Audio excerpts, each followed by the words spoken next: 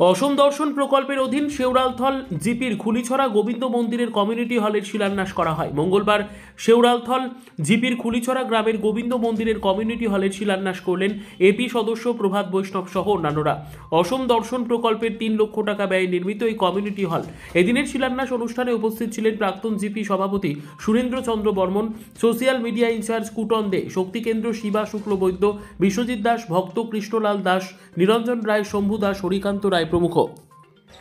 আজকে আসাম দর্শন থেকে আমাদের কুলিচড়া শেওড়ালথল জিপিতে রাধা গোবিন্দ মন্দিরে একটা অনুদান এসেছে। এই অনুদানের আজকে শুভ শিলান্যাস হয়েছে। তাই আমরা আশা করব যারা এই কাজ করেন কাজটা যেন সুন্দর মতো হয়, এটাই।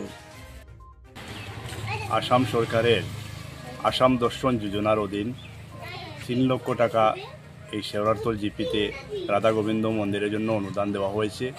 এখানে একটি কমিউনিটি হল নির্মাণ করা হবে এবং সেই কমিউনিটি হল নির্মাণের পরবর্তীতে এখানে বিভিন্ন অনুষ্ঠান, ধর্মাবলম্বী মানুষরা আসবেন এবং এখানে অনুষ্ঠান করবেন। এবং এই যে কাজ যারা তদারকি করবেন, আমরা ওনাদেরকে বলবো যাতে এখানে কোনো কিছুর কমি না হয়, ভালোভাবে যাতে কাজ হয় এবং একটা সুন্দর কমিউনিটি হল যাতে এই মন্দির পরিচালনা কমিটিতে আমরা উপহার স্বরূপ দিতে পারি। নমস্কার।